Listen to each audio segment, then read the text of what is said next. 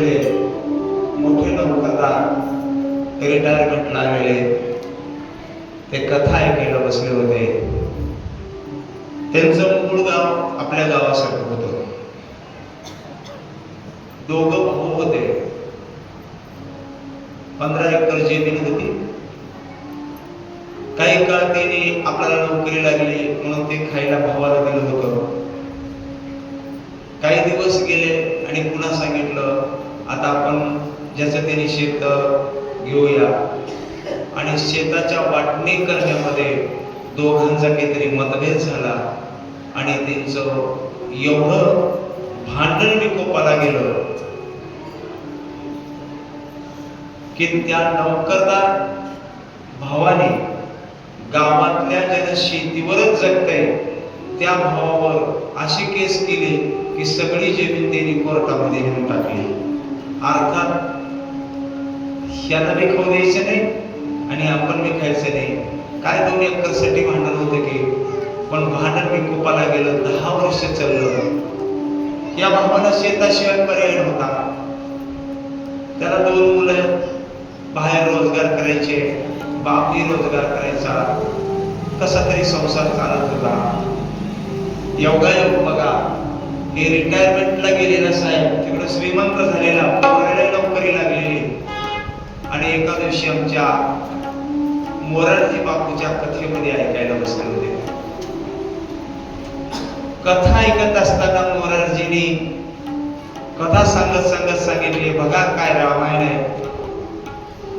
अख्ख्या अविद्येचं देशाचं राज्य मिळालेले एका शब्दासाठी माझा राम सोडून देऊन निघून जातो.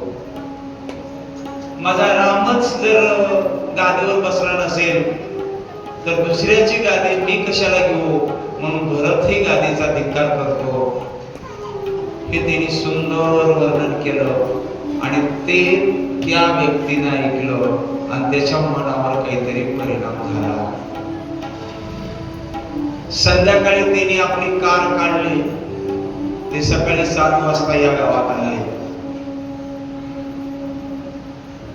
तो घरातला भाऊ आहे, मुलं आहेत, स्नान वगैरे आटपून आता जेवण करायचं आणि आपल्या मजुरीनं जायचंय. आता मजुरीवर शेत चालले, घर चालले, म्हणून ते तयारी करू लागलेले होते.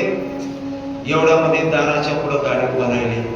भाऊ घरामध्ये आपल्या बायकोला जेवायला वाढायला सांगत होता. तिने वाढण्याची तयारी मांडली होती. एवढ्यामध्ये दारात कुणाची तरी गाडी वाजली, उभारली. म्हणून तिने सहज वापरून बघितलं तर मधून स्वतःचा भाऊच बाहेर आलेला. जे खाली उतरला ते नीट त्याच्या घरामध्ये येऊ लागला. या भावाने विचार केला आज आर की पारच आहे, त्याला तर राहील नाहीतर मी तर राहील, पण आज शेवटच आहे. म्हणून काय करणार आहे बघावं, म्हणून त्याला फक्त जागेवरती बसून राहिलेला आहे. भाऊजी नीट आला ते सरळ घरात आला. घरात आल्यावर हे भाऊ उठून उभा राहिला. आता काय होईल ते होईल, येतपर्यंत बाजूला कुऱ्हाड होती त्याच्यावर लक्ष होतं त्याचं. आता उचलायची 1 घाव 2 तुकडे, जे होईल ते होईल, येतपर्यंत त्याला राग आला होता. उठून उभा राहिला.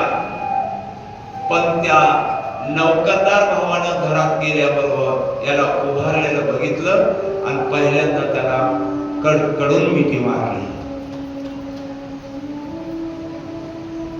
आणि मिठी मारून एवढं सांगितलं, मला माफ कर, 10 वर्ष मी चुकलो, तुला शेत खाऊ दिलं नाही. मी या आपल्यातलं सगळं संपवण्यासाठी मुद्दाम आज आलेला आहे. आत्ताच्या आत्ता तुम्ही आपल्याला या भांडणाचा शेवट करायचे. दोघं मिळून दोघांच्याही वकिलाकडे गेले. दोघांच्या वकिलाला एका जागी केलं आणि तिथे गेल्यावर मोठ्या भावानं सांगितलं, नौकरदार भावानं, ही सगळी जमीन त्याच्याच नावावर करा. बारक्या भावानं उत्तर दिलं, दादा तू राम झाला असतील तर मलाही भरत व्हावंच लागेल. तू राम होऊन राज्य सोडून निघून जात असेल तर मी बी भरत होऊन त्या राज्याचा स्वीकार करणार नाही. तुझं तुला मिळेल आणि माझं मला मिळेल आपण दोघं जण बरोबर अर्ध करू. मोठ्या भावाने सांगितलं, काय करायचे तुझ्या हातात नाही, नावावर माझे आहे, काय करायचे ते मी करत. शेवटी एक मध्ये समझोता केला. 15 एकर मधली 10 एकर जमीन बारक्या भावाच्या नावाने केली आणि फक्त 5 एकर जमीन मोठ्या भावाने आपल्या नावावर केली.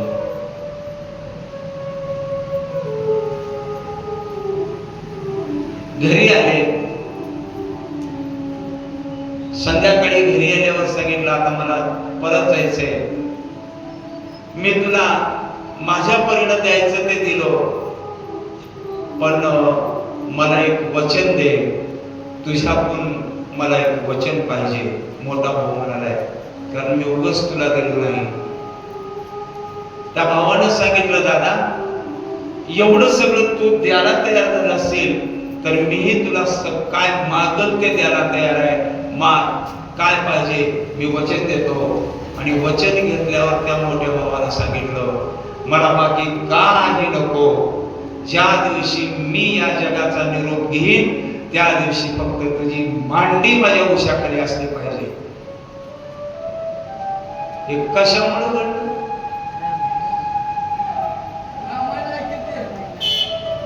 मला तेच मुद्दा सांगायचे, ही एवढी रामायणाची ताकद आहे. मी एक वाक्य हमेशा बोलून जात असतो.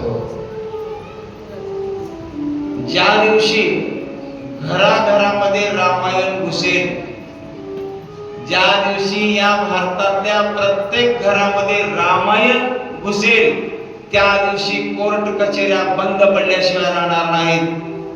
पण आमचं दुर्दैव आहे की घरात रामायण घुसणं गेले, घरात महाभारत घुसले. आणि अशी ही माणसं जोडणारी रामायणाची कथा आहे.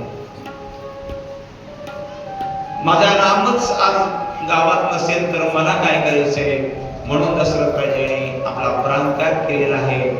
इकडं वशिष्ठ महाराजांना सगळं कळालं. आता अंत्यविधी करायचंय म्हणजे एक शास्त्रनीतीप्रमाणे नवा राजा गादीवर बसल्याशिवाय जुन्या राजाचा अंत्यविधी करता येत नाही. मग नवा राजा कुणाला तरी बसवलं पाहिजे, म्हणून भरताला निरोप पाठवला. आता मला थोडं माधव माता वेगात जाऊच राहिला नाही. तिकडं भरत राजा आजोळामध्ये झोपले असताना त्याला एक स्वप्न पडलं. एक विचित्र स्वप्न पडलेलं आहे. स्वप्नाचा संकेत आहे प्रिय वस्तू आपल्यापासून दूर गेलेली आहे किंवा एखादी प्रिय वस्तू आपल्याला सोडून गेलेली आहे, अशा संकेताचं स्वप्न पडलं. ते जागी झाले आणि जागी झाल्यावर असलं का स्वप्न पडलं? स्वप्न खरं असते का खोटं असते? स्वप्न पडणं खरं असतं का खोटं असतं? त्याचं दोन्ही उत्तर आहे. काही स्वप्न खरे असतात आणि काही स्वप्न खोटे असतात. स्वप्न खरे नसते तर रामायण घडलं नसतं. कारण रामायण दशरथाला स्वप्न पडलं म्हणूनच घडलं. आणि याचे पुढचं सांगू का? स्वप्न खरं नसतं तर तुम्हाला मला महाभारत दीपिका अर्थात ज्ञानेश्वरी मिळाली नसती. ज्ञानेश्वरी आम्हाला मिळाली कशामुळं? एकनाथ महाराजाला स्वप्न पडलं. बरोबर आहे की? एकनाथ महाराजाला स्वप्न पडलं म्हणून त्यांनी ज्ञानेश्वरी प्रगट केली. आणि तिसरी गोष्ट सांगू का? स्वप्न खरंच नसतं तर स्वप्नातल्या घडलेल्या गोष्टीसाठी तुकाराम महाराजाला जन्मभर खेद करायची पाळी आली नसते. स्वप्नात घडलेल्या घटनेचा बद्दल तुकाराम महाराजाला खेद आहे, खेद. त्यांनी काव्यबद्ध करून टाकला आणि जीवनभर त्याचा खेद मनामध्ये बाळगला. त्याचं एक प्रमाण सांगून मी पुढे सरकतो. भोजना मागती तूप पावशे आणि पडीला विसर. भोजना मागती तूप पावसे, भोजना मागती तूप पावसे, भोजना तूप पावसे, भोजना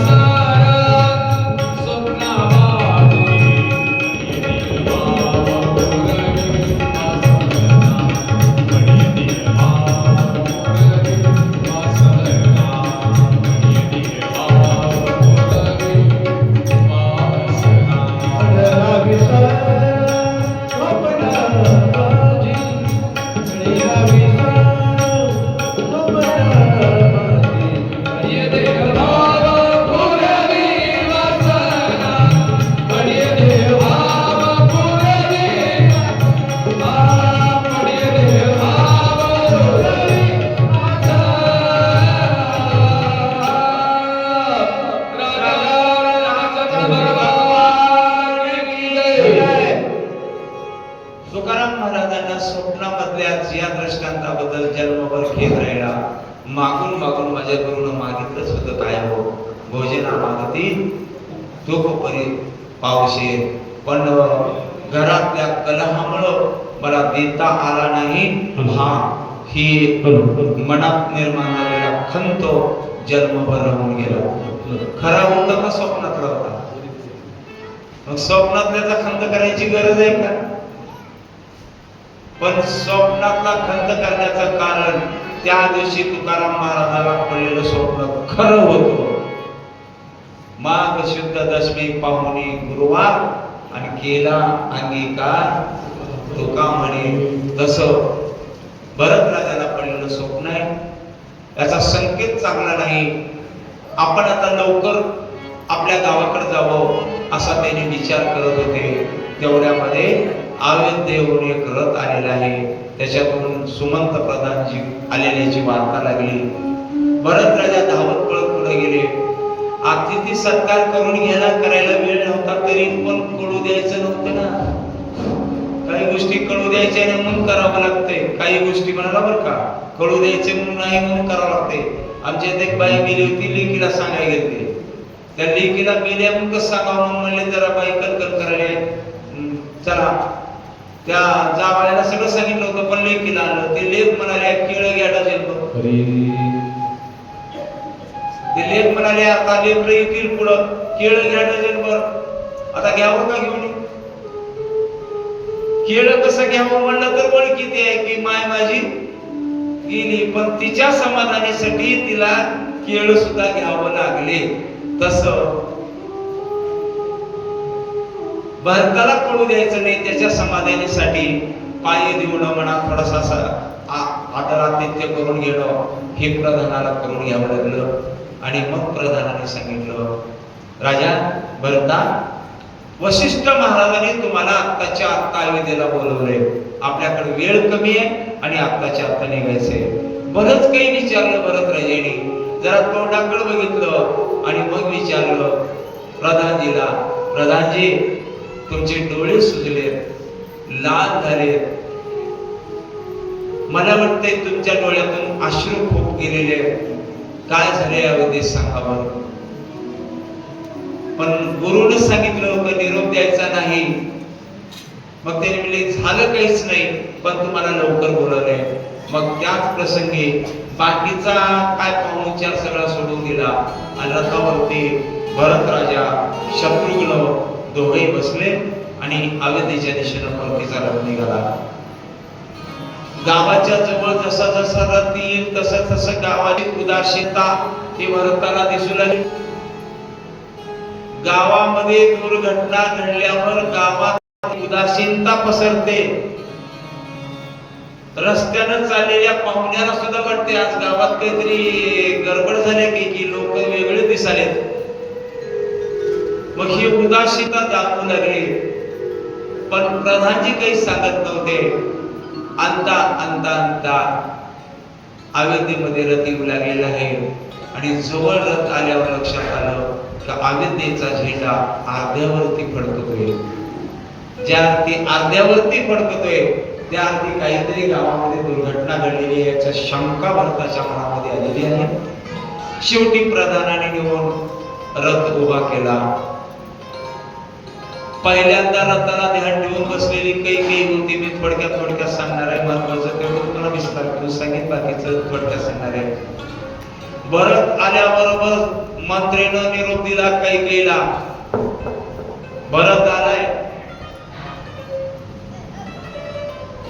त्या भरताला घरामध्ये घेण्यासाठी पहिल्याची पद्धत आहे ओवाळणी करायची. एक कैकेयी ओवाळणीचा ताट घेऊन पुढे गेलेली आहे. भरताला मागला वरला निरोप माहित नसल्यामुळे त्याला ओवाळलं, घरात नेलं आणि घरात नेल्यावर मग त्याला सांगावं का सांगू नये या भावनेमध्ये होते. तेवढ्यामध्ये निरोप आला, तुम्ही लवकर तिकडे चला. भरत तिथून उठले. या दशरथ राजाचा देह जिथे ठेवलेला होता तिथं भरताला आणलं गेलं. दशरथ राजाचा देह भरताने बघितला आणि भरत आक्रोश करून रडायला लागला, बाबा मला सोडून तुम्ही का गेलो म्हणून दुःख करायला लागलेले आहे. दुःख करता करता आठवण आली आणि मग विचारलं, माझे बाबा तर मला सोडून गेले, पण माझे दादा कुठे आहेत? दादा कुठे आहेत म्हणल्यावर सगळी झालेली कथा वशिष्ठ महाराजांनी भरताला निवेदन केली आणि निवेदन केल्यावर मग मात्र भरताचा आक्रोश दाटून आला. तिथून भरत राजा सांत्वन करण्यासाठी म्हणून कौशल्याच्या महालामध्ये आलेले आहेत. कौशल्यला दुःखमग्न बसलेली असताना जाऊन तिला प्रणिपात केला, गळ्याला मिठी मारली. भरत राजा म्हणायला लागला, आई काय झालं गे? बघ माझ्या दुष्ट कैकेयी आईनं काय प्रकार केला. माझ्या दादाला वनवासात दडलं. माझ्या दादाचं दुःख सहन न झाल्यामुळे माझे बाबा बी मला सोडून गेले. आई काय अवस्था होत असेल ग तुझ्या जीवाची? एकुलतं एक लेकरू आहे तुझं वनामध्ये निघून गेलं. त्या लेकराशिवाय तुझ्या जीवाची अवस्था काय होत असेल गाई? मला माफ कर गाई तू. हे मी जन्माला आलो नसतो तर हे विघ्न तुझ्यावर आलं, त्याला मी जबाबदार आहे. म्हणून कैकेयीच्या मांडीवर मुंडकं रडायला लागले. पुन्हा पुन्हा म्हणत होते, तुझी अवस्था काय होत असेल? तुझं एकुलतं एक लेकरू वनामध्ये आहे. थोडा वेळ ऐकून घेतलं आणि कैकेयीनं उत्तर दिलं, भरता तुला कोण सांगितलं माझं एकुलतं एक लेकरू वनात गेले म्हणून? अरे माझ्या दोन मांडीवर आज दोन लेकर आहेत. बिना लेकराची मांडी असेल तर कैकेयीची आहे, कारण माझ्या एका मांडीवर तू आहेस, एका मांडीवर शत्रुघ्न आहे, पण बिना लेकराची मांडी कैकेयीची आहे. आज वनात लेकरू गेला असं तर कैकेयीचे गेले. माझे दोन लेकर माझ्यापाशी आहेत. भरत राजा म्हणू लागले, आई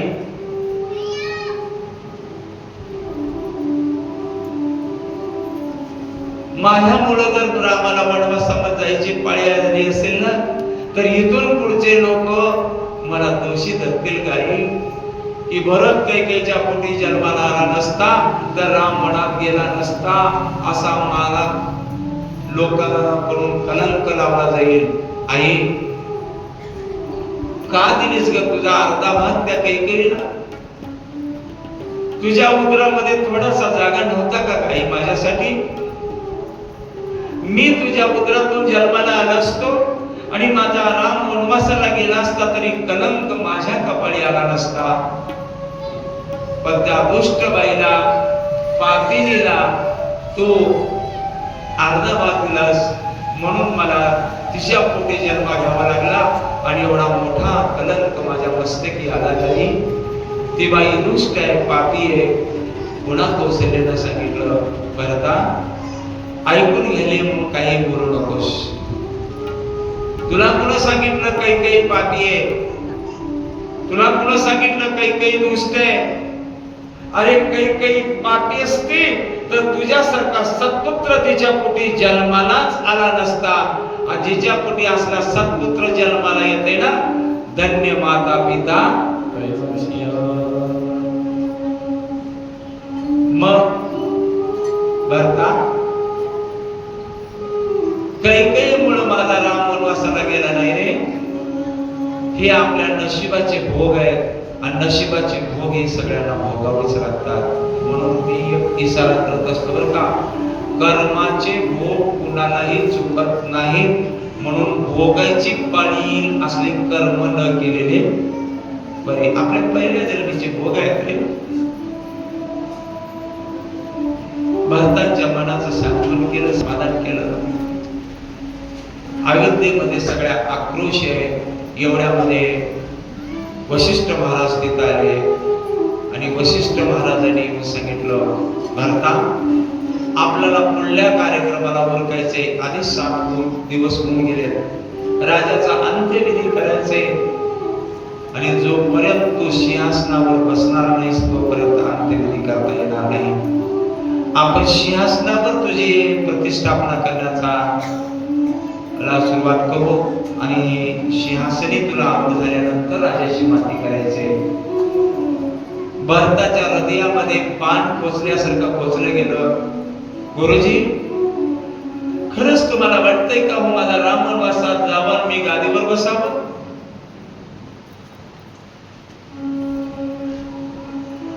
वशिष्ठ महाराजांनी सांगितलं, नाही रे वाटत, पण तुझ्या आईचीच आज्ञा आहे, तुझ्या आईचीच मागणी आहे, त्या मागणीप्रमाणे तुला हे पुढचं कार्य करावंच लागेल. म्हणल्यावर मग भरताने विचारलं, गुरुजी मला थोडं विस्तार सांगा, माझ्या आईनं वरं कशी मागितली? वशिष्ठ महाराजांनी सांगितलं, 2 वरं होते रे, त्याच्यातल्या पहिल्या वराने त्यांनी मागणी मागितली होती, माझा भरत गादीवर बसावा, म्हणून तुला विनंती करतो तू गादीवर बस. मग विचारलं, दुसरा वर काय मागितला होता? मग वशिष्ठ महाराजांनी सांगितलं, दुसरा वर मागितला होता, रामाने 14 वर्ष वनवासात जावं.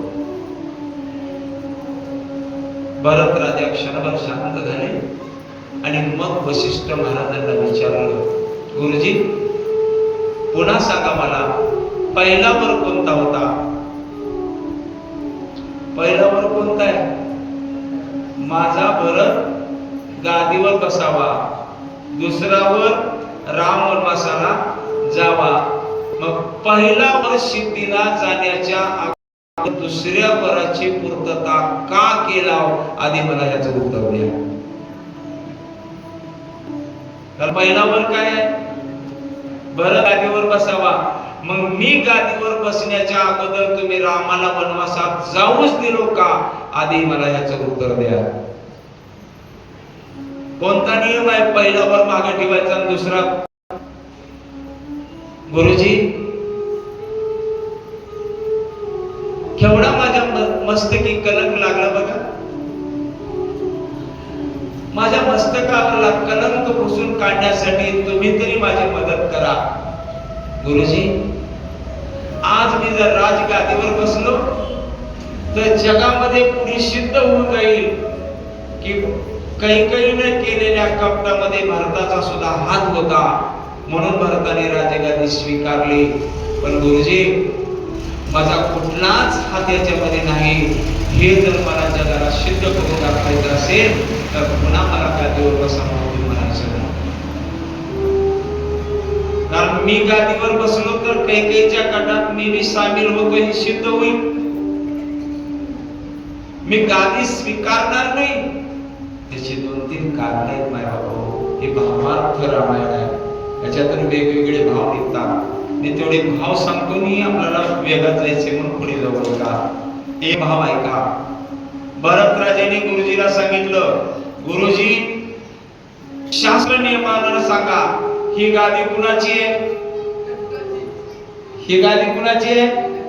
ज्येष्ठाची आहे. ज्येष्ठ कोण? राम. मग रामाची जर गादी असेल तर दुसऱ्याच हिरावून घेण्याची आमची संस्कृती नाही. एक वाक्य बोलून जातं माझ्या जीवनामध्ये काही कमी पडलं हरकत नाही, काही नाही मिळालं तर हरकत नाही. तुम्हाला नाही मिळाल्याचा थोडासा खेद मनामध्ये राहून जाईल, पण तुम्ही जर दुसऱ्याचं लुबाडून घेतला असाल, दुसऱ्याचं लुबाडून घेतला असाल तर मन तुम्हाला हमेशा सांगेल की तुझं नव्हतं, तू लोकांचं लुबाडून घेतलेलं आहेस. पण ज्याच्याकडे नाहीच त्याचं मन मात्र हमेशा म्हणेल माझ्याकडे नसलं तर चालेल, पण मी कुणाचं लुबाडलो नाही याचा आनंद मात्र त्याच्या मनामध्ये राहील. मग गादी कुणाची आहे? रामाची आहे. मग दुसऱ्याची गादी हिरावून घेण्याची आमची संस्कृती नाही, म्हणून मी गादीवर बसणार नाही. आता दुसरं कारण आहे का? गुरुजी माझा भरत गादीवर बसल नुसती घोषणा झाली आहे. माझा भरत गादीवर बसेल नुसती घोषणा झाली आहे. तर एवढा अयोध्येचा वनवास झालाय, प्रत्यक्षात माझे पावलं गादीवर बसले तर काय होईल या विषयाची परीक्षाच मला घ्यायची नाही, म्हणून मी गादी स्वीकारणार नाही. तिसरं कारण सांगितलं, गुरुजी खरंच बाबाला मला गादीवर बसलेलं जर बघायचं असतं तर मी गादीवर बसेपर्यंत माझे बाबा मला सोडून गेले नसते. आणि ज्या अर्थी माझे बाबा मला सोडून निघून गेले त्या अर्थी मी सांगतो, मी गादीवर बसलेलं माझ्या बाबाला बघायचंच नव्हतं, म्हणून त्यांनी मला गादीवर बसण्याच्या अगोदर निरोप माझा घेऊन निघून गेले. गुरुजी ज्या दिवशी मी वैकुंठात जाईन, स्वर्गात जाईन, त्या दिवशी का होईना माझ्या बाबाच्या पुढं ताठ मनानं मला उभा राहू द्यायचं असेल तर माझी विनंती आहे, मला गादीवर बसण्याची तुम्ही अशी विनंती करू नका. मी गादीवर बसणार नाही, कारण मी गादीवर बसलेलं माझ्या बाबाला बघायचं नाही. म्हणून त्यांनी नकार दिला. नकार दिल्यावर कोणीतरी गादीवर बसलं पाहिजे, काय करावं? म्हणून भरत राजा कौशल्यापाशी गेले आणि कौशल्याला म्हणू लागले, आई आई आपल्या या राजगादीचा वारस माझा राम होता. राम जरी इथं हजर नसेल तरी तुझ्याकडल्या रामाच्या पादुका दे. त्या पादुका सिंहासनावरती ठेवून रामाचा राज्याभिषेक होईल आणि मग आपल्या वडिलांचं बाबाचं दहन केलं जाईल. म्हणून रामाच्या पादुकाचा राज्याभिषेक आहे. राज्याभिषेक झाला, आता अंत्यविधीची तयारी करायची. कौशल्या आई साहेब उठल्या, वशिष्ठ महाराजाजवळ गेल्या आणि सांगितल्या, गुरुजी हे वैतव्याचं दुःख एक काही बघू झालं, मला बघणं होणार नाही, मासा मासाला मंडन करणं. एवढंच नाही तर लोक साधं तोंड सुद्धा बघणार नाहीत, ही अवस्था निर्माण होते. म्हणून मला हे दुःख भोगायचं नाही. मी माझ्या आत्म्याचा, माझ्या जीवाचा उद्धार करण्यासाठी पती सोबत सती जाणार आहे. वशिष्ठ महाराजांना म्हणायला लागले कौशल्या साहेब, मी पती सोबत सती जाणार आहे. वशिष्ठ महाराजांनी सांगितलं, हे बघ कौशल्या, पुत्रवती बाईनं सती जायचं नसतं. तू असा हट्ट करू नकोस. कौशल्यानं उत्तर दिलं, गुरुजी मला दुसऱ्याचं देणं घेणं नाही, मला पक्क माहित आहे आपण माझ्या आत्म्याच्या सोडवणीसाठी म्हणून मी माझ्या पतीच्या सोबत सती जाणार आहे. फक्त तुमची परवानगी मला पाहिजे. वशिष्ठ महाराजांनी उत्तर दिलं, कौशल्या मी गुरु म्हणून तुमच्या कुळाचा रक्षक आहे, पण आज आला तरीही या गावचा राजा भरत आहे आणि नसला तरी या गावचा राजा भरत आहे. तुला भरताचीच परवानगी काढावी लागेल. मला अधिकार नाही तुला परवानगी द्यायचा. मग परवानगी कुणाची काढायची? भरताची काढावी लागेल. कौशल्या साहेब भरतापाशी गेल्या आणि भरताला म्हणू लागल्या, भरता तू राजा झालास रे, आता नसलास तरी तू राजेस. माझे पती मला सोडून गेलेत, मला पतीशिवाय पतिवियोगानं जगायचं नाही. मी माझ्या पती सोबत सती जाणार आहे. फक्त तू राजा म्हणून तुझी परवानगी मागायला दिली, मला परवानगी दे, मी सती जाणार आहे. त्यावेळेस भरत राजाने कौशल्याच्या गळ्याला मिठी मारली आणि सांगितलं, दादापणामध्ये घेत माझी बाजूली झाली ग. माझे बाबा मला सोडून गेलेत, माझ्या डोक्यावरनं छत्र निघून गेले. आता तुम्ही मला सोडून जर जाशील तर मी या जगामध्ये पोरका होईल. पोरक करू नकोस आई. या जगामध्ये फक्त आता माझ्यासाठी एकच मूर्ती आहे, म्हणजे फक्त तुझी मूर्ती. आई तुझ्या मूर्ती वाणी या जगात मूर्ती नाही.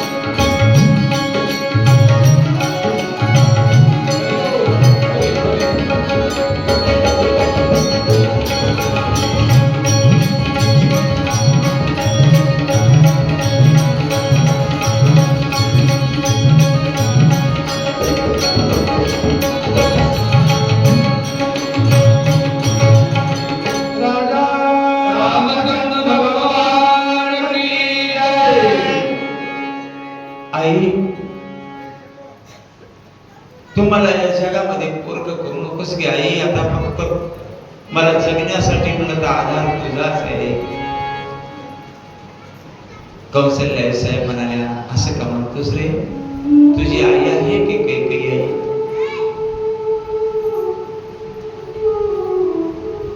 वशिष्ठ महाराजांच्या साक्षीने विचारलं, बरं प्रजेने खरं सांगा गुरुजी, जातवेस माझे बाबा काय म्हणाले होते?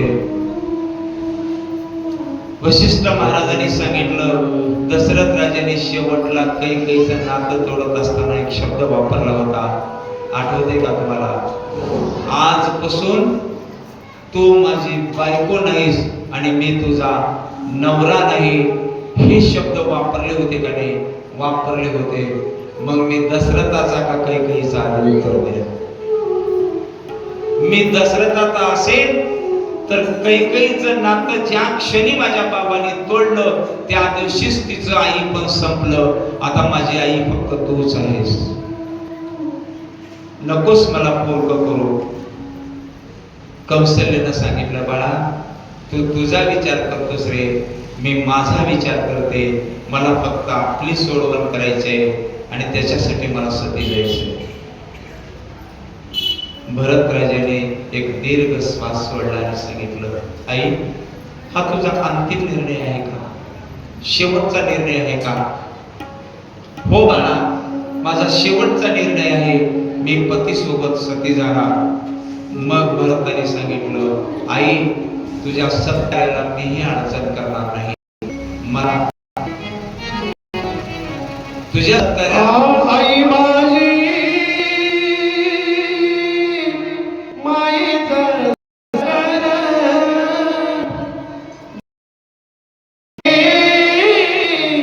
जीवना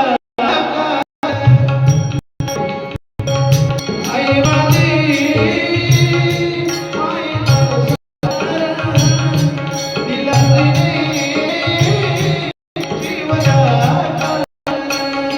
आई माझी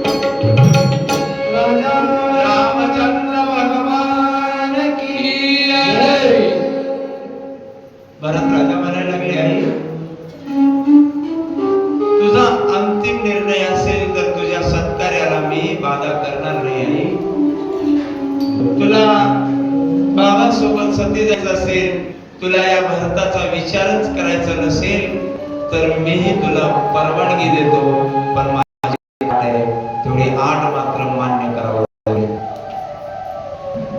कौशल्य साहेब म्हणाल्या, बाळा तुझ्या किती अट्या असतील तर मी मान्य करते, पण मला सती जायला परवानगी दिली पाहिजे.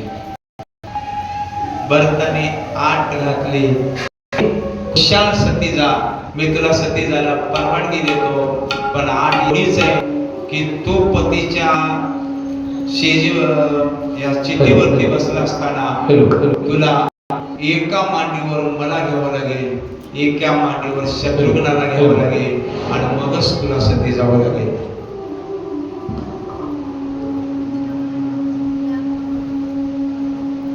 तुला जायचंच आहे ना, तर मला मागं सोडून नाही, मलाही सोबत घेऊन जा. भरताचं मनोगत दुःख कौशल्यानं जाणलं, आपल्या छातीवर दगड ठेवला आणि सती जायचा निर्णय परत घेतला. गावातल्या सगळ्या लोकांनी तयारी केली. राजा दशरथाचा अंत्यविधी पार पडला. पहिल्याच्या काळात बाया सहजासहजी मातीला जात नव्हत्या. सगळ्यांनी दशरथ राजांनी त्याचा अंत्यसंस्कार करण्यात आला. एवढ्यामध्ये दिवस निघून गेला. संध्याकाळ झाली.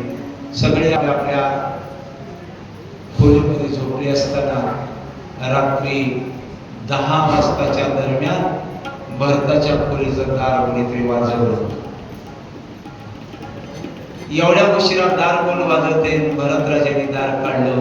दारामध्ये कैकेयी उभी होते. मध्ये गेले आणि भरताला सांगायला लागले, भरता अरे केवढं तुझ्यासाठी मी एवढं कारस्थान केलंय. माझा भरत राजगादीवर बसावा, मी डोळ्यावरून बघावं म्हणून एवढं कारस्थान केलंय, आणि तुम्ही एखाद्या रडक्या बाईसारखं रडत बसलास. बस गादीवर. अरे तो सावतर भाऊ आहे, काय त्याचं तुला प्रेम नर? तो गादीवर बस, त्याच्यासाठी एवढं सगळं केलंय. भरताने त्याला कैकेयीला सांगितलं, खरं सांग हे माझ्यासाठीच केलीस का?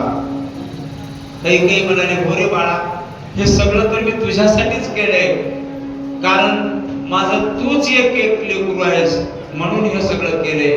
म्हणल्याबरोबर भरताने उत्तर दिलं कैकेयीला, आई तू मी लेकरू आहे म्हणून माझ्यासाठी, एका लेकरासाठी एवढं कारस्थान केली असेल तर मी आज जगाला ओरडून सांगतो, आजपासून मी तुझं लेकरू नाही आणि तू माझी माय नाहीस.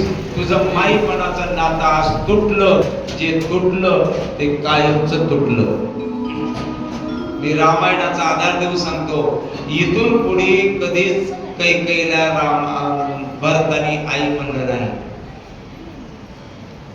एक पुढचा आहे, पण चलत चलत प्रसंग सांगतो ऐका. 14 वर्ष निघून गेले.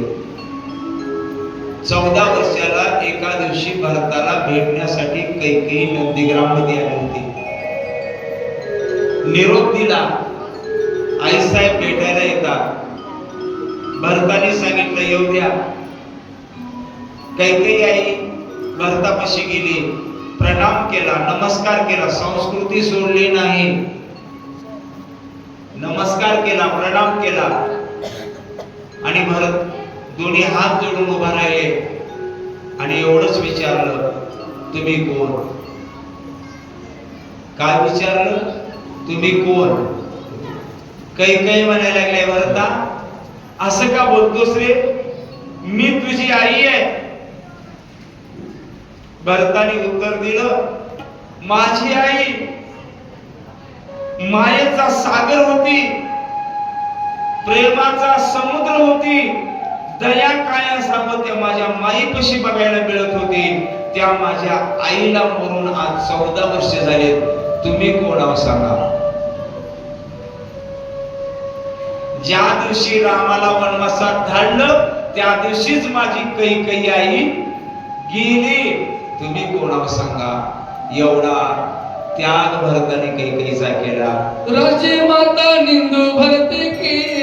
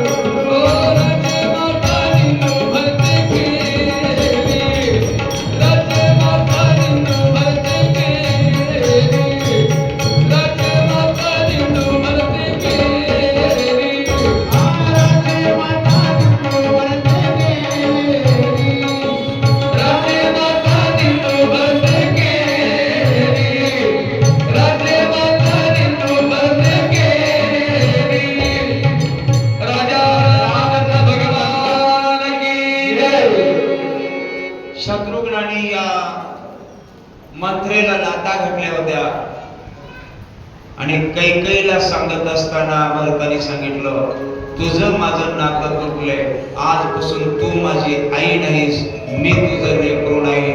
तुला बघितल्यावर मला एवढा राग येतो की तलवार उचलावून 2 तुकडे करावं, पण माझं नाईलाज आहे. एक गदी रामायण,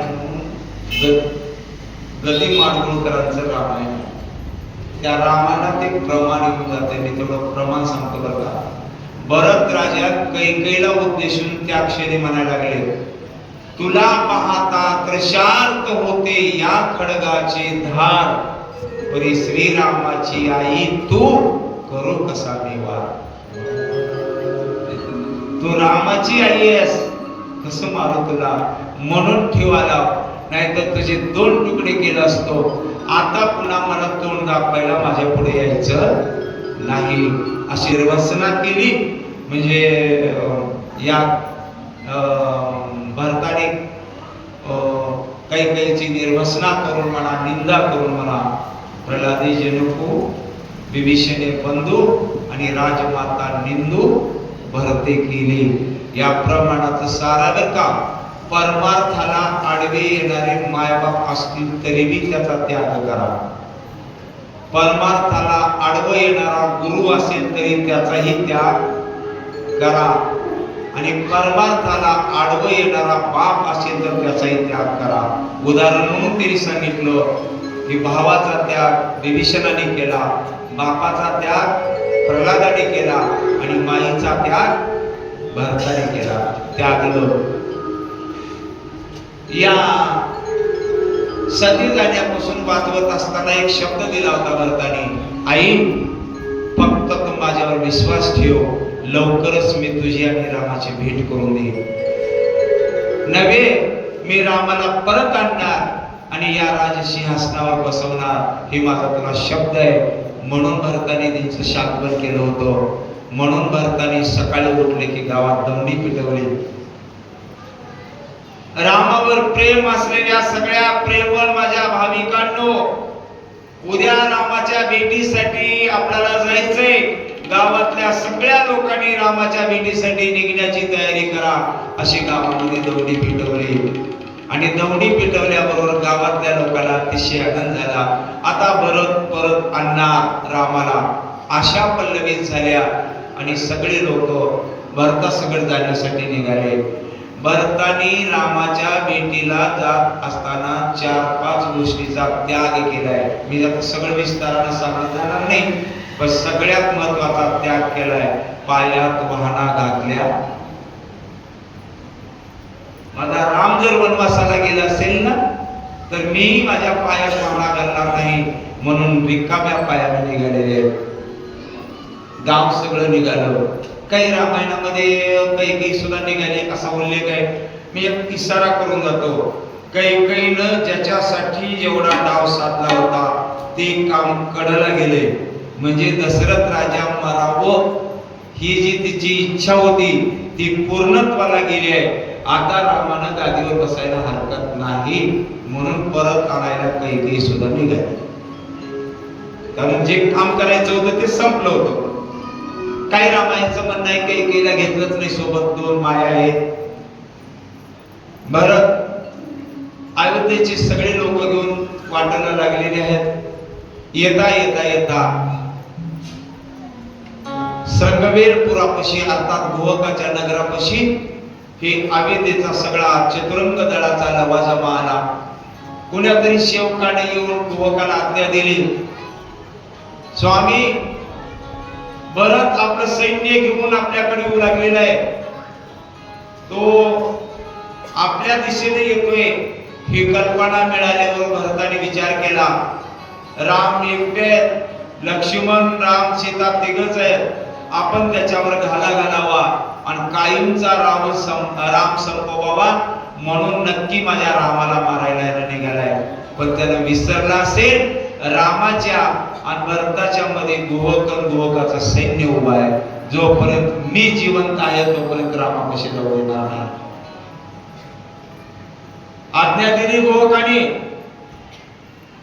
अयोध्येचं सैन्य अपाट आहे, आपलं सैन्य मोठं आहे. त्या सैन्यापुढे आपला निभाव लागणार नाही, मलाही कळतंय. पण जोपर्यंत आपल्या जीवात जीव आहे तोपर्यंत रामाच्या केसालाही धक्का लागू द्यायचा नाही. म्हणून सगळ्यांनी मराय तयार व्हा, आपल्याला युद्ध करायचे. भारताचं सैन्य येऊ लागले, सैन्य झाडाझाडाने बसविलं गेलं. आणि बघा, जीवाला जीव देणारं सैन्य असावं, उग पगारी उचलणारं सैन्य महत्वाचं नाही.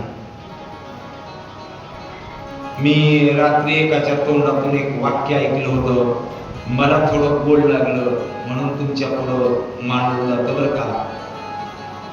आपल्या जवळच एक मोठं गाव आहे, आता त्या गावाचं नाव आहे संभाजीनगर. पण त्याचं मूळ नाव काय? औरंगाबाद. त्या औरंगाबादचा एक राजा होता, त्याचं नाव आहे औरंगजेब. त्या औरंगजेबाने मरते वेळेस एक वाक्य बोलले, तेवढं वाक्य तुमच्या पुढे या अनुषंगाने टाकून मी सांगतो बरं का. औरंगजेब मरते वेळेस म्हणत होता, ये अल्लाह, ये परवदिगार, मेरे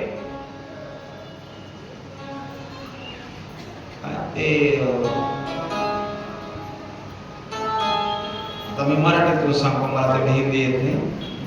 त्याला म्हणत होता, हे देवा, हे भगवंता, माझ्या सैन्यामध्ये संभाजी सारखा एक शेर जन्माला घातला असतास तर एवढी हिजड्याची फौज मला गोळा करायची गरजच भासली नसती. कारण संभाजी शेर होता, त्यानं मर्तवेस मान्य केले. मग एक शेर असावा, 1000 मेंढर काय कामाचे. तसं आपण मुठभरच आहोत, पण रामाकडे या सैन्याला जाऊ द्यायचं नाही म्हणून युद्धाची तयारी केली. पुन्हा ऐकलं की गोवकाने तिथं एक आमच्या नरहरी महाराजांसारखा वयोवृद्ध अनुभवी एक महात्मा होता.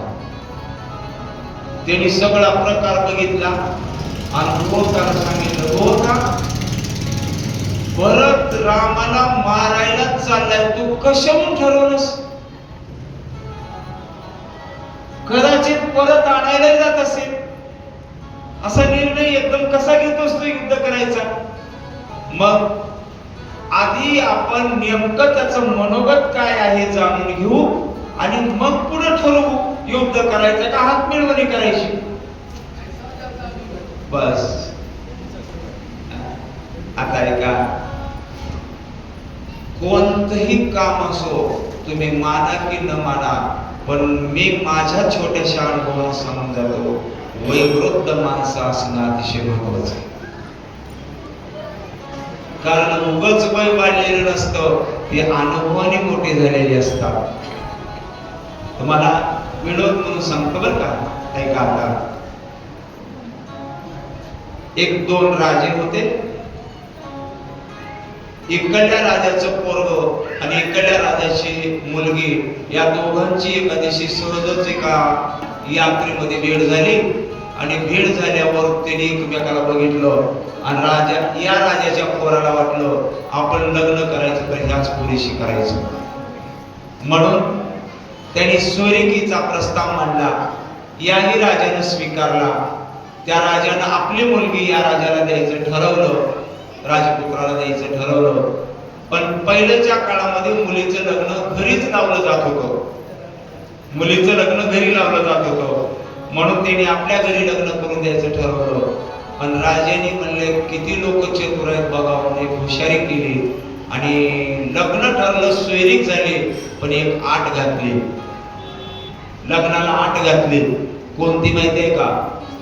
राजा, ज्या दिवशी लग्न आहे त्या दिवशी लग्नाला येत असताना माझी आट एवढीच आहे की 40 वर्षाच्या पुढचं एकही माणूस लग्नाला आणायचं नाही. मी तुमचा आधार कार्ड बघूनच मध्ये पाठवलं. 40च्या मधलेच पाहिजेत, वरलं एक सुद्धा आणायचं नाही. आणि एक जरी आलं तर मी लग्न लागू देणार नाही. पोराचा हट होता, मला पोरगी हेच करून घ्यायचंय. नाहीला झाला आणि बापाने आठ मान्य केले. कोणती? 40च्या पुढचं आणायचं नाही. राजानं पोराला वराड काढत असताना आधार कार्ड बघूनच काढलं. 40च्या मधले असले तर चला. त्या राजाचा बाप जिवंत होता, म्हणजे या नवरदेवाचा आजा जिवंत होता. त्या आज्यानं म्हणलं, आणि शेवटचं लग्न आहे, मला अक्षदा टाकायला तुम्ही नेणार नाही का? ते म्हणले, बाबा तुम्हाला नेलो असो, पण त्याची आट आहे की 40च्या पुढचा माणूस लग्न लावणार नाही. जाऊ दे, मी मोकळं येणार नाही, तुझ्या कुट्टीच्या गाडीत बसतो. एक कुट्टीच्या गाड्यात होत्या बघा काळात, त्या कुट्टीच्या गाडीत मी लपून बसतो आणि तिथूनच मग त्याला एका कुट्टीच्या गाडीमध्ये लपवून दिलं. तिथे गेले, लग्नाचा टाइम येऊ लागला. 1 तासाभरावर लग्न आलं. वराड सगळं गावात गेले. हे कुट्टीच्या गाडीमध्ये लपून बसलेले, इकडल्या बाजूला गाडीमध्ये जायचे. ते 1 तासाभरावर लग्न आल्यावर त्या राजानं उभा राहिला आणि हात वरी करून सगळ्यांना सांगितलं, ऐका लाव का पलकडल्या राजाचे लोक, माझ्या मुलीचं लग्न तुमच्या मुलासाठी लागणार आहे, पण लग्न लावून माझी मुलगी तुम्हाला न्यायचीच असेल तर माझी एक अजून आट आहे, तेवढी आट पूर्ण केलं तरच लग्न लागल. आट कोणते? गावाच्या बाजूनं माझी नदी वाहू लागली, पाण्याची नदी आहे.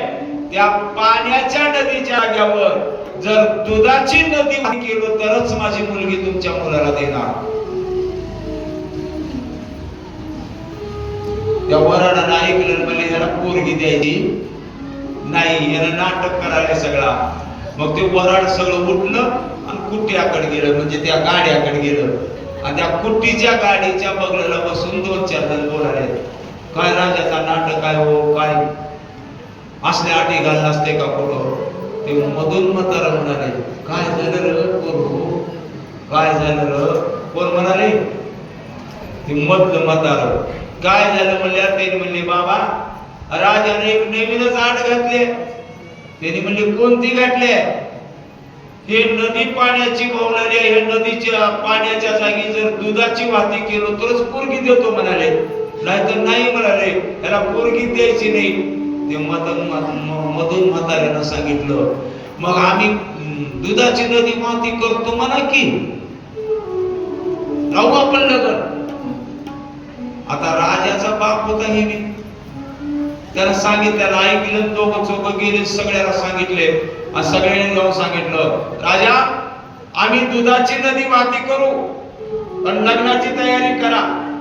त्या राजानं म्हटलं, वाहती करू जमणार नाही, आधी मला दुधाची नदी दिसली तरच मी लग्न लावणार.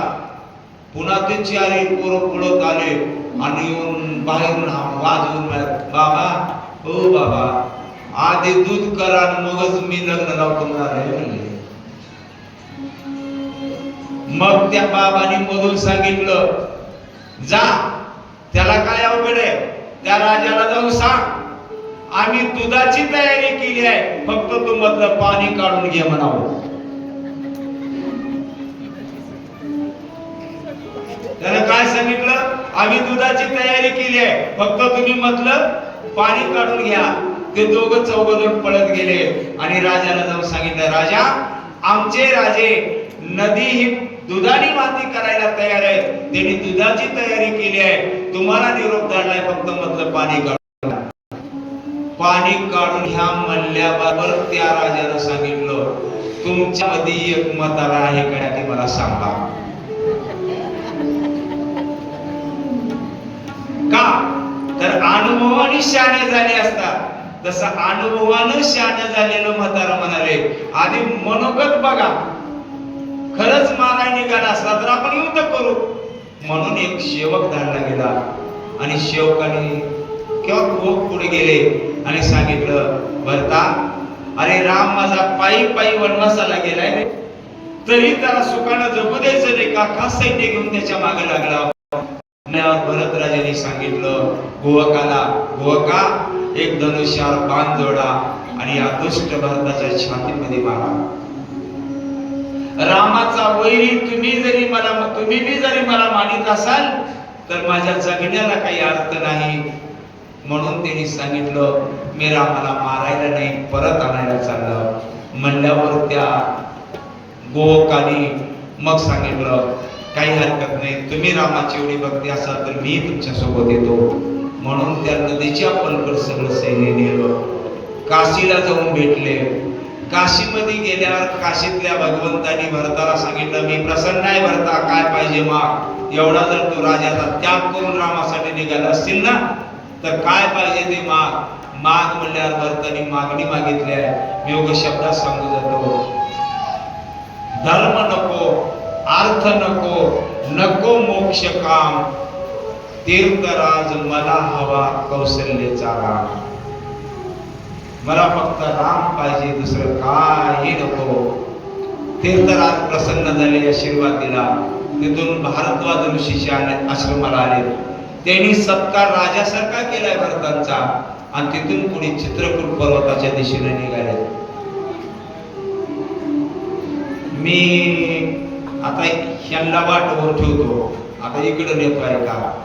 राम चित्रकूट पर्वतावर पोहोचलेले आणि चित्रकूट पर्वतावर पोहोचल्यानंतर तिथली वनदेवता मूर्त स्वरूपानं देवीचं रूप धरून रामाच्या पुढे आली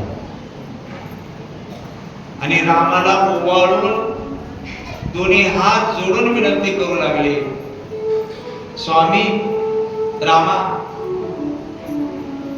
मला काहीतरी काम सांगा, मी काय करू तुमच्यासाठी.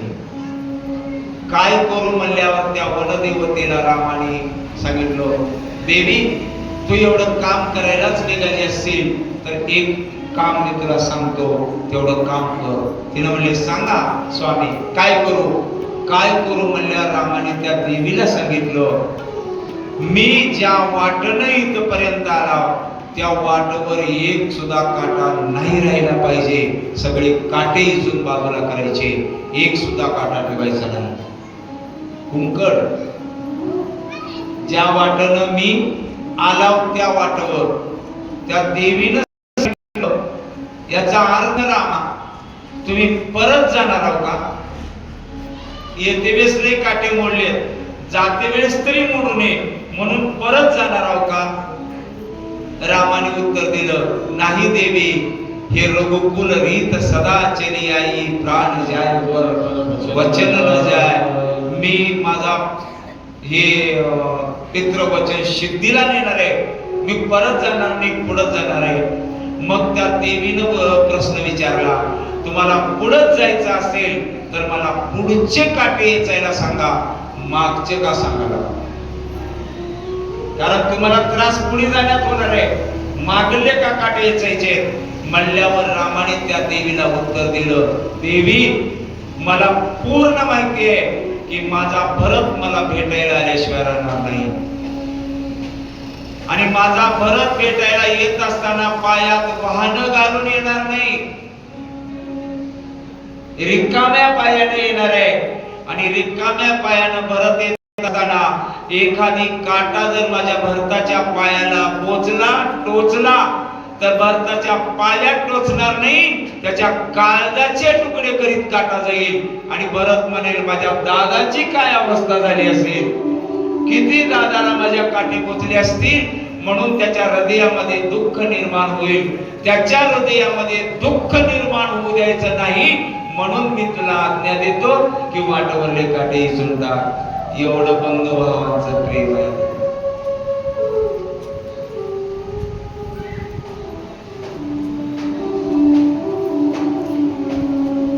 राम लक्ष्मण सीता एक आश्रम तयार केलेला बघलेला ऋषी लोकांचे आश्रम आहे.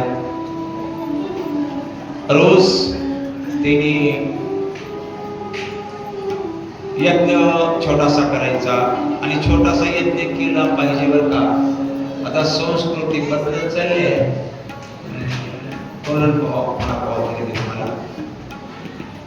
पण अजूनही एक हयातीत असलेली संस्कृती सांगतो मी.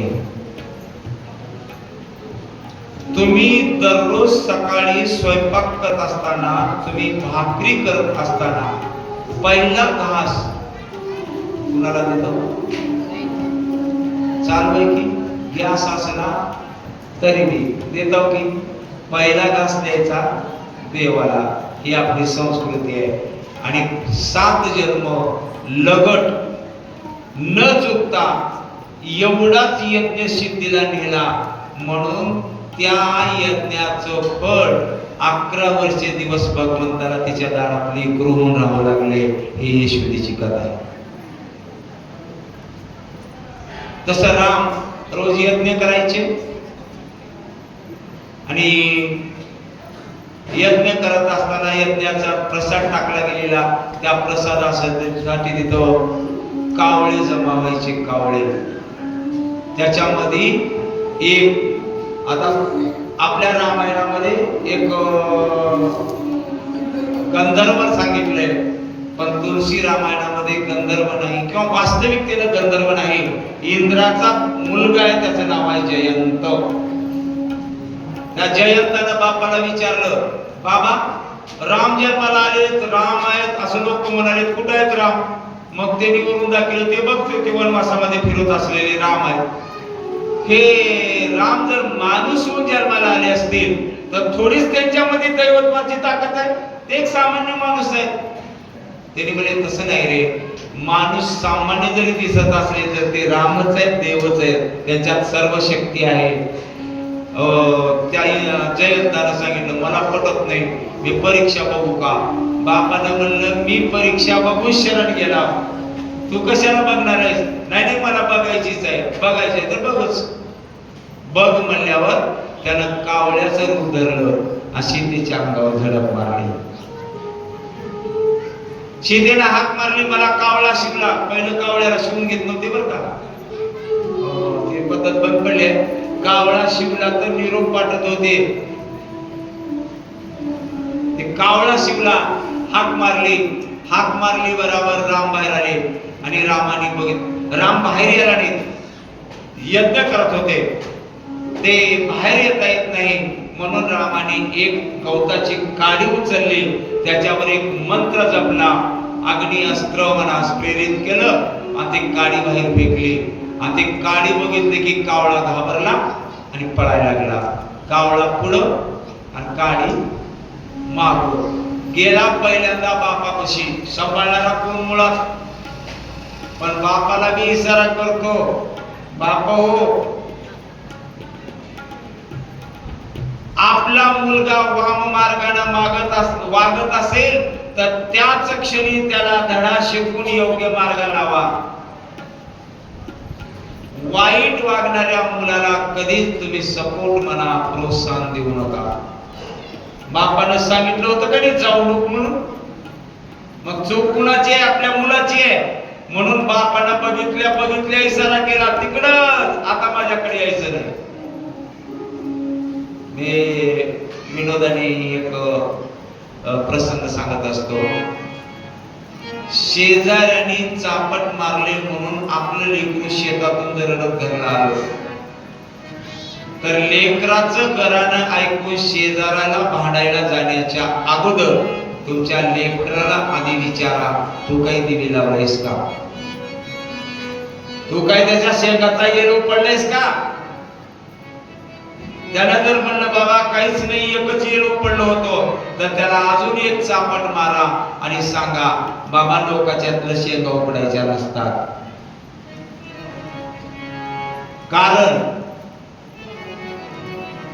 तुम्ही त्याला लहानपणापासून जर वाम मार्गाला जायचं थांबवलं तर त्याचं जीवन सुखकर जातं. म्हणून परत एक वाक्य बोलून जातो ऐका, ज्याला चांगला संसार करायचे त्याला बापाला भ्यावं आणि ज्याला खरा परमार्थ करायचे त्याला बापाला भ्यावं. बापाला भेटणाऱ्याचा परमार्थ खरा आणि बापाला भेटणाऱ्याचा संसार चांगला.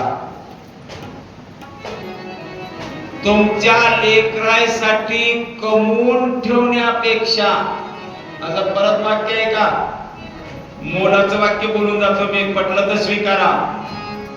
तुमच्या लेकरासाठी कमवून ठेवण्यापेक्षा तुमच्या लेकराला कमी होते बना, तरच त्यांचं जीवन सुखाचं होऊन जाईल. तसं बाप पाकड घरानं घेऊन गेल्यावर पोरानं सांगितलं आगावपणा तुझं आहे, आता येऊ नको माझ्याकडं जा. ते तिथून निघालं, सगळ्या देव लोकांकडे गेलं. सगळ्यांनी म्हणले रामाचा बाळ आहे, आम्ही काही करू शकत नाही. शेवटी आता कुठं जावं, जीवाच्या काकुळतीनं पळत असताना त्यांना नारद मुनी दिसले. ते नारद मुनीला नमस्कार केला आणि नारद मुनीला बोलत असताना ते तिथंच थांबली काळी. संतांच्या पुढे तिची ताकद चालला गेली. नारदाला त्याला सांगितलं हे मला आता जगू देत नाही, काय करावं. नारदाने विचारलं कुठून निघाले तुझ्या माग. त्यानं म्हणलं रामापासून निघाले. मग जिथून निघाले तिथंच जा. त्याचा जर नाश करायचा ना, जिथून निघाले तिथंच जा. म्हणून ते कावळा म्हणा, गंधर्व म्हणा किंवा जयंत म्हणा धावत पळत आला आणि सीतेच्या पायावर नतमस्तक झाला आणि एवढंच म्हणलं माय मला सांभाळ, माय मला सांभाळ. सीतेनं म्हणले अरे दुष्टा, माझ्या अंगावर झडप मारला होतास, मला स्पर्श केला होतास. त्या कावळ्यानं उत्तर दिलं माय, नवरा असला तरी बी त्याला फक्त एकांतातच शरीराला हात लावण्याचा अधिकार आहे, पण लेकराला एकांत असो लोकांत असो कुठेही माईला हात लावण्याचा अधिकार आहे. तू माझी माय आहेस, मी तुझं लेकरू आहे, म्हणून तुझ्या अंगाला स्पर्श केला, मला माफ कर. सीतेनं रामाला म्हणले माफी मागायला. राम म्हणले बाबा का लावतास. त्यानं उत्तर दिलं तुम्ही मानवी अवतारामध्ये आलेले आहात, तुमच्यामध्ये किती शक्ती राहिली आहे, तुमचा प्रभाव कसा आहे हे बघण्यासाठी मी आलो होतो. प्रभाव तुमचा मला कळला. मग रामाने विचारलं आता डबल का आलास. डबल का आलास. मला ते उत्तर दिलं आता तुमच्यातला स्वभाव कसला आहे बघण्यासाठी आला, मी तुम्हाला अनन्य भावानं शरण आलो. मग शरणागताला शरण्य हे तुमचं ब्रीद वाक्य आहे, ते स्वभाव बघायला आला म्हणल्यावर रामाने सांगितलं केलेले कर्म तर भोगावेच लागतात बाबा, माझा बी नाईलाज आहे. पण तुझा जीव वाचविण्यासाठी ज्या तुझ्या डोळ्यानं पाप केले त्या एका उजव्या डोळ्याला मी कोबळावर ही काडी टाकणार आणि ती काडी उजव्या डोळ्यावरती टाकली गेली. डावा बाजूचा डोळा राखला गेला. त्याला क्षणभर मूर्छित पडला आणि क्षणभराला जाग आल्यावर रामाने सांगितलं तुला एक डोळा तर आता नाहीच आहे, पण एका डोळ्यामध्ये एवढी शक्ती राहील, एवढी दृष्टी राहील की तुला जगातले लोक मेल्यावर सुद्धा तिसऱ्या दिवशी सुद्धा कळतील ही लोक पोती बसून पोती ऐकत होते का काय झोपत होते. कुणाला दिसतंय कावळ्याला पाप केले का पुण्य, हे दिव्य दृष्टी दिली. मी एवढं सांगतो पुढे सांगतो. इकडं लक्ष्मणजी कामासाठी फळ आणण्यासाठी गेलेत. फळ तोडण्यासाठी एका झाडावर गेलेत आणि झाडावर गेल्यानंतर त्याची सहज नजर खाली गेली तर अचाट असं सैन्य समुदाय येत असलेला नजरी पडला. लक्ष्मणजी म्हणले एवढं सैन्य वाद्य वाजत कुणाचंही आले. न्याहाळून बघितलं आणि न्याहाळून बघितल्यावर लक्षात आलं की आपल्या अयोध्येचाच पताका आहे. कारण सैन्य कशावर कळते, पताकावर कळते. आणि पताकाची किंमत बी खूप मोठी आहे बर का. आमच्या देशाचा झेंडा 3 रंगाचा, किंमत किती आहे. त्या झेंड्याची किंमत किती आहे असेल 100, 50, 200, 300 संपले की. पण त्याला सांभाळण्यासाठी किंमत किती मोजावी लागते. मला तेच म्हणायचं होतं. पाहे 5 वजाचे चिरगुट पण राया जतन करिता कष्ट. तसा अयोध्येचा झेंडा दिसला आणि लक्ष्मणाला राग आला. नक्की कपट्या माईचं लेकरू कपटानं माझ्या रामाला मारायला सैन्य घेऊन आले. पण त्या भरताला माहित नसेल की रामाच्या त्याच्यामध्ये लक्ष्मण उभा आहे. जोपर्यंत मी जिवंत आहे तोपर्यंत रामाला धक्का लागू देणार नाही. म्हणून त्यानं सरळ झाडाच्या खाली उतरलं, घराकडे गेलं, सांगितलं वहिनी कुठं आहे माझा धनुष्य, कुठं आहे बाण. राम म्हणले एवढा गर्दा करायला काय झालं दादा, तुम्ही लई भोळे आणि आपले माणसं भोळेच वाटतात. विनोदाने बोलून जाऊ का, तुम्ही ऐकायला तेवढं सरासरी सांगतो बरं का, सरासरी. कुणी नसलं तर क्षमा माफी मागू सांगतो. कुणालाही विचारा, त्यांच्या तोंडातून एकच ऐकायला मिळतंय, आमचे मालक जरा नकर भोळेच आहेत बघा, लई आज पेच आमच्या मालकाला. म्हणजे तुमच्यापेक्षा बी का, पण आपल्या माणसातला भोळेपणा आपल्याला दिसतो. म्हणून तुम्ही भोळे आहो दादा, तुम्हाला कळत नाही. बघा कैकेयीनं तुम्हाला मारण्यासाठी भरताला पाठवलंय, असैन्य घेऊन भरत चाल करू लागलेलं आहे. असं म्हणल्यावर रामाने सांगितलं लक्ष्मणा एवढी गडबड करू नको रे, एवढ्या गडबडीचा लक्ष्मण मला माघारी नेता येणार नाही, करतो बदल तुझा पुन्हा. म्हणले मी का म्हणलो सांगू का माधव मामा, शक्तिकांडामध्ये एक शेवटच्या 2 ओव्या असतात ना, त्या वेळेला एक ओवी वापरलेला आहे, सौमित्र उठेल सत्व बुद्धी आणि युक्ती साधी हे माझी. शब्द वापरला की नाही, सत्व बुद्धी शब्द का वापरला, कारण सांगतो. वनात आलेला लक्ष्मण तामस बुद्धीचा आहे. काही रामाला वनासात काढलं म्हणलं की तलवार घेऊन निघाला होता की नाही. आता भरत यालाय म्हणलं तर भरताला बघतो ह्याच निघाला होता की नाही. एवढा रागीट लक्ष्मण आता अयोध्येत द्यायचा नाही, म्हणून रामाच्या पायाचं तीर्थ घेऊन त्याच्या छातीमध्ये जर टाकला तर त्याची बुद्धी सात्विक होईल आणि तामस बुद्धीचा नाश होईल. म्हणून ती ओवी टाकली आहे, सौमित्र उठेल सत्व बुद्धी. निघाला तर धनुष्य बाण घेऊन, बघतो मी त्यांचं. रामाने सांगितलं लक्ष्मणा थांब रे थांब, एवढा राग बरा नाही, राखून ठेव, आपल्याला पुढं काम आहे. राग बी राखून ठेव, आपल्याला पुढं काम आहे. अरे भरत मारायला यालाय का आपल्याला भेटायला यालाय, आधी बघून घेऊ आपण. जर मारायलाच येत असेल, जर त्यांनी वापरलेले एक भावपूर्ण शब्द वापरू नका, भरत जर खरंच मला मारायला येत असेल, माझ्या मरण्यात भरताला समाधान होत असेल, तर भरताच्या समाधानासाठी हा राम मारायला सुद्धा तयार आहे. माझ्या मरण्यामुळं जर भरताला समाधान वाटत असेल तर भरताचं चित्त समाधान व्हावं म्हणून हा राम मारायला सुद्धा तयार आहे. तो गडबड करू नको म्हणले. तेवढ्यामध्ये काही युवक धावत पळत जवळ आलेले. भरतराजाचं सगळं सैन्य येता येता जवळ आलं.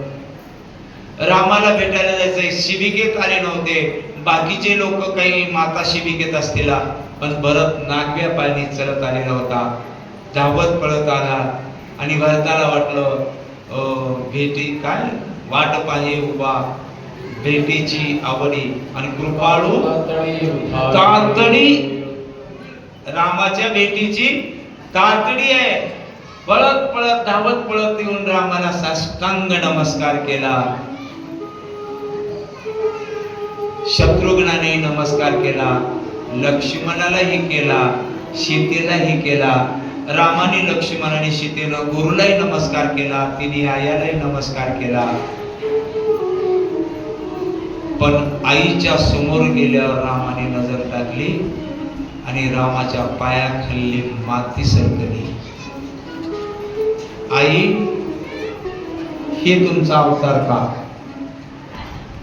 कारण आता ह्या तिन्ही बायाच्या अंगावर सौभाग्याचं लेणं नव्हतं, पांढरं वस्त्र धारण केलेल्या बघितल्या आणि रामाने वसिष्ठांना नमस्कार करून सांगितलं, गुरुजी मी काय बघतोय म्हणल्यावर वशिष्ठ महाराजांनी सगळी कथा सांगितली. रामा तुम्ही वनवासात आलो, रामा तुमच्या वडिलांना दादांना तुमचं दुःख सहन झालं नाही आणि त्याच्यामुळे राजा दशरथाने आपलं प्राण त्याग केलेला आहे आणि त्यांचा पिंडदान तुमच्या हाताने व्हावं आणि म्हणूनच आम्ही सगळे तुमच्याकडे आलेले आहोत. वशिष्ठ महाराजांनी सांगितलं. रामाने खूप दुःख केले, कारण अविद्या हे त्यागभूमी आहे, थोडं प्रेमभूमी आहे बरं का. काही भूम्या वेगवेगळ्या आहेत. काशी मोक्षभूमी आहे, वृंदावन प्रेमभूमी आहे, द्वारका कर्मभूमी आहे आणि अयोध्या ही त्यागभूमी आहे. सगळी त्याग करायला तयार होता. बाबा गेलेल्याचं दुःख झालं आणि सीतेला पडलेल्या स्वप्नाची सत्यता रामाच्या लक्षात आली की सीतेनं पिंडदान केलेलं खोटं नव्हतं, खरंच होतं. थोडं त्याच्याबद्दल एक वाक्य बोलू का? बोलतो ऐका. दशरथ राजाला जर सीतेच्या स्वप्नात जाऊन पिंड दान मला दे म्हणून मागता येत होतं, तर रामाच्या स्वप्नात जाऊन मागता येत नव्हतं का?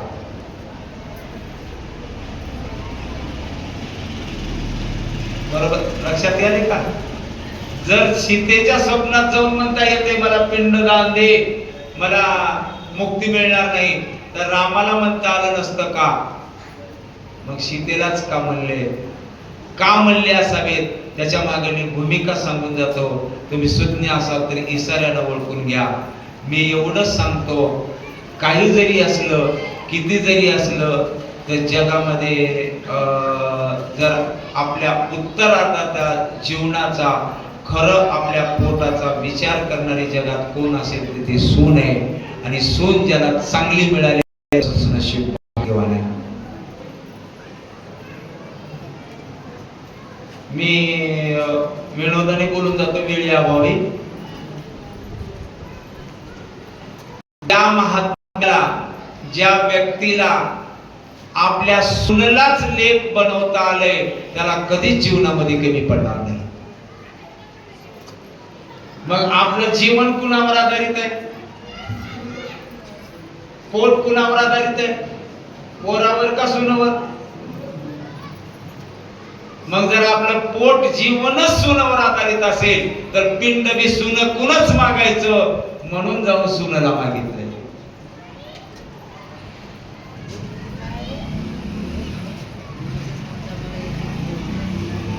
मग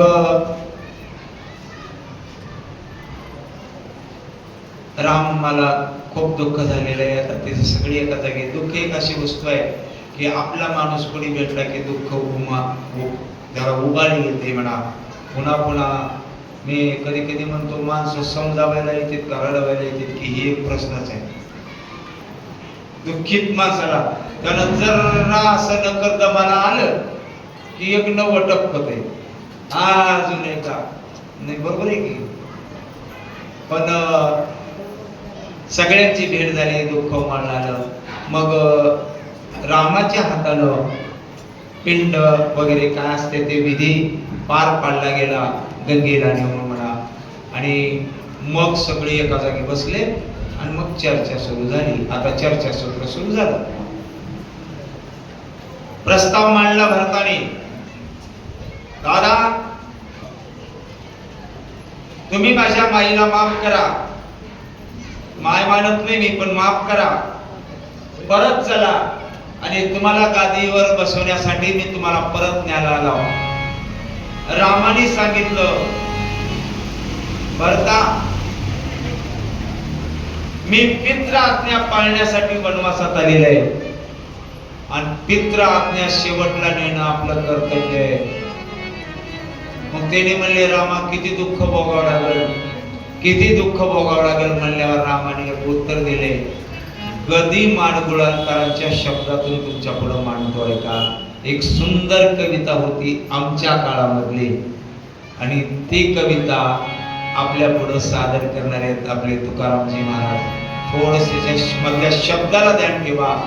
राम लक्ष्मण आपल्या भरताला म्हणाले, काय म्हणाले, दैवतात दुःख भरता तो सदा कुणाचा, पराधी नाही जगती पुत्र मानवाचा, पराधी नाही जगती पुत्र मानवाचा.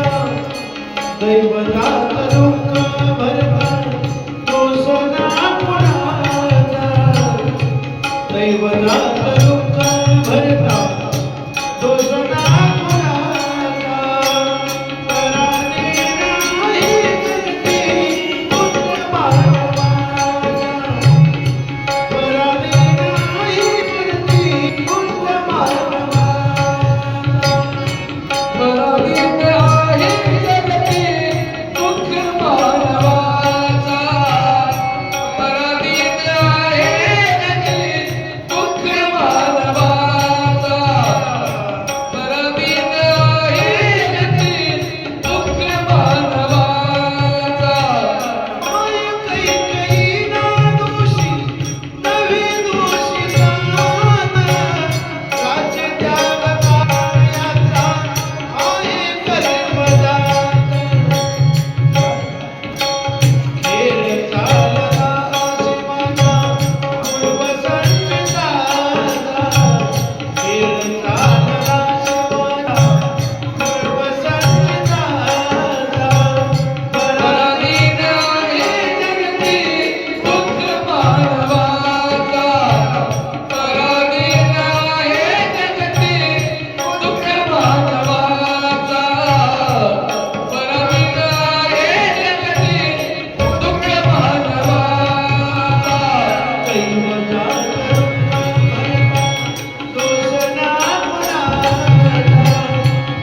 दैवतात दुःख भरता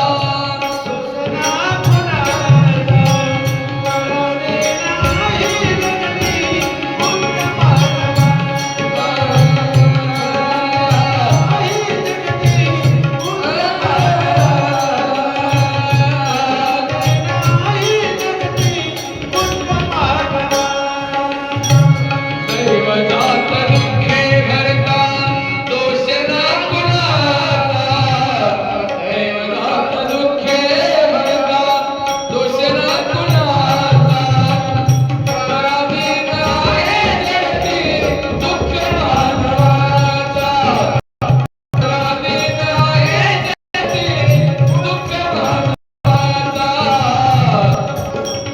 आहे जगती दुःख मानवाचा.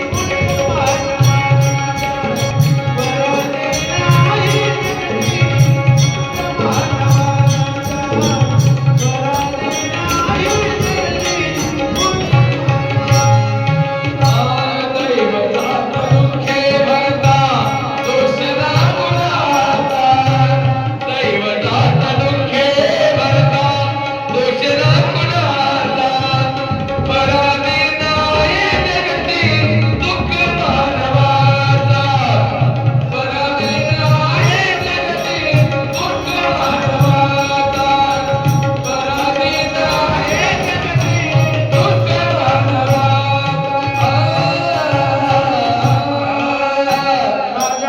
रामचंद्र भगवान की जय. राम भरत राजाची विनंती करू लागले, भरता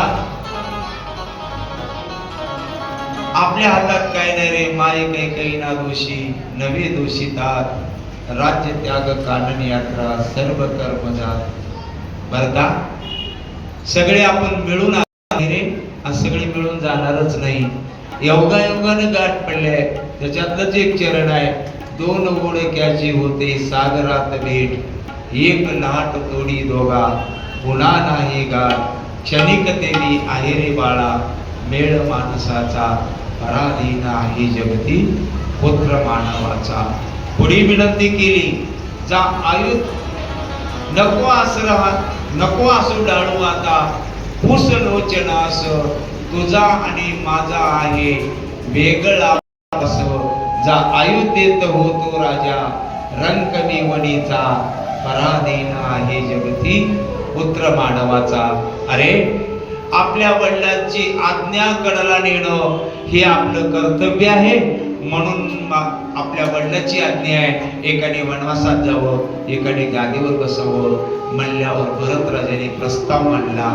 रामा, जर वडिलांची आज्ञाच असेल एकाने वनात जावं एकाने गादीवर बसावं, तर मी तुम्हाला शब्द देतो की 14 वर्षे 14 दिवसाचा वनवास पूर्ण केल्याशिवाय मी परत येणार नाही, तुम्ही गादीवर बसा. भरत राजा विनंती करे, तुम्ही बसा. राम म्हणले नाही, मी वसा घेतला टाकणार नाही, मी वनवास बघूनच येणार. भरत राजा म्हणले, मी तुम्हाला परत नेल्याशिवाय जाणार नाही. दोघांचं भांडण म्हणा, वाद म्हणा, विकोपालाच गेला. भरत राजा म्हणले, तुम्ही पण माघारी येणार नसाल तर मी अग्नीमध्ये आपला देह समर्पित करणार, मी मरणार. तयारी मांडली हो. राम म्हणले, काही जरी झालं तरी मी परत येणार नाही. या दोघांमध्ये चाललेला हा विकोपाचा भाग वाल्मिक मुनीच्या लक्षात आला आणि एकदम वाल्मिक मुनी तर प्रगट झाले. आणि प्रगट झालेल्या वाल्मिक मुनीनं या भरतांना राम पुढे गेल्यावर काय काय करणारी त्याची संकल्पना सांगितली. रामाचं जगामध्ये कसं नाव अजरामर होणार आहे, कसा दुष्टाचा नाश होणार आहे, कसं जगती तलावर रामराज्य येणार आहे याची कथा सांगितली. कथा ऐकल्यावर भरताने सांगितलं, एवढं नाम माझ्या रामाचं जर जगामध्ये गाजणार असेल तर मी माझ्या दुःखावर दगड ठेवायला तयार आहे. म्हणून परतीला जायला तयार झाला. समझोता झाला दोघाचा. समझोता झाला तरी रामाला सांगितलं, रामा, तात्पुरत्या सिंहासनावरती मी तुमच्या पादुका प्रस्थापित करून तुम्हाला राज्य दिलेलं आहे, पण तुमच्या सेवेसाठी म्हणून मला पादुका हव्या, तुमच्या पायातल्या पादुका मला द्या, मी त्या पादुका परत घेऊन जाईन. रामाने म्हणले, जशी तुझी इच्छा, आणि इशारा केला, अ लक्ष्मणा, भरताला पादुका द्यायचे तेवढ्या घेऊन या.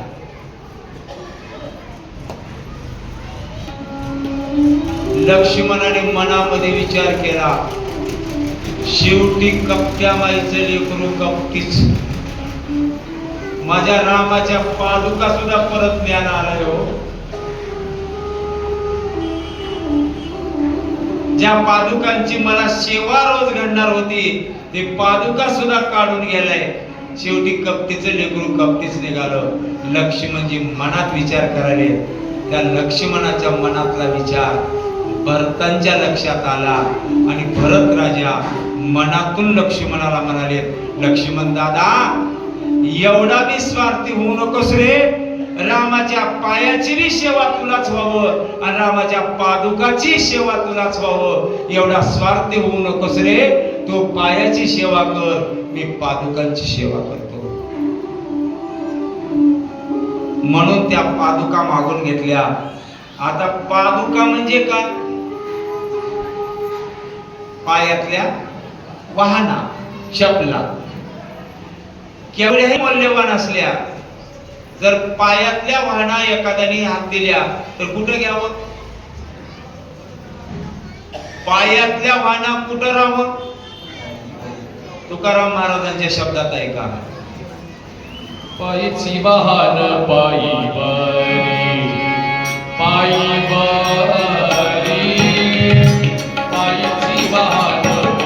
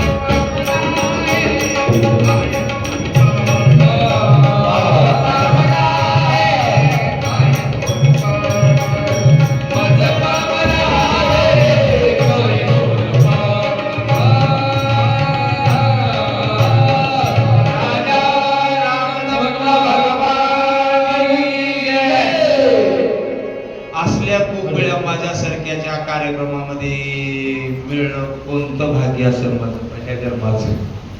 धन्यवाद. पादुका डोक्यावर का घेतल्या त्याचं एक थोडस कारण सांगतो. भरतानी रामाकडं मला काहीतरी द्या म्हणून मागणी मागितली आहे, आणि मागणी मागितली असताना ज्यांनी कोणतीही वस्तू दिली असली तर ती वस्तू नसते तर प्रसाद असतो, आणि प्रसाद हा डोक्यावर तरी ध्यान करायचा नाही ते खायचा तरी असतो. म्हणून भरताने ते डोक्यावर धारण केल्या. भरत परतीच्या प्रवासाला निघाला.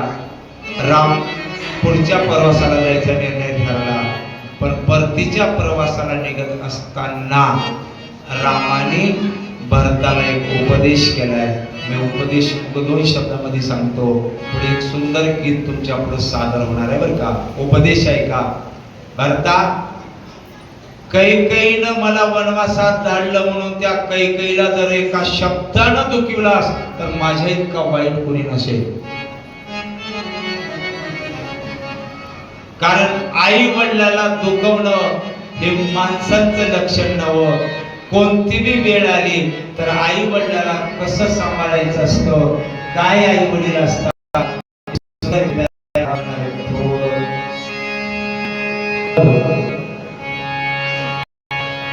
तुझे भगवंता आदि दर्शन तू घ्यावे ते जन्म देणाऱ्या आई बाबा मानसा जाणून तू घे. कर माय पित्याची सेवा आठवून त्या पुंडलिकाला. अरे दुखवू नको रे कधी मानसा तुझ्या आई बाबाला. दुखवू नको रे कधी मानसा तुझ्या आई बाबाला. दुखवू नको रे कधी मानसा तुझ्या आई बाबाला. दुखवू नको रे कधी मानसा तुझ्या आई बाबाला. दुखवू नको रे कधी मानसा तुझ्या आई बाबाला. तर माय पित्याची सेवा आठवून त्या पुंडलिकाला. तर माय पित्याची सेवा आठवून त्या पुंडलिकाला. दुखवू नको रे कधी मानसा तुझ्या आई बाबाला. दुखवू नको रे कधी मानसा तुझ्या आई बाबाला. दुखवू नको रे कधी मानसा तुझ्या आई बाबाला.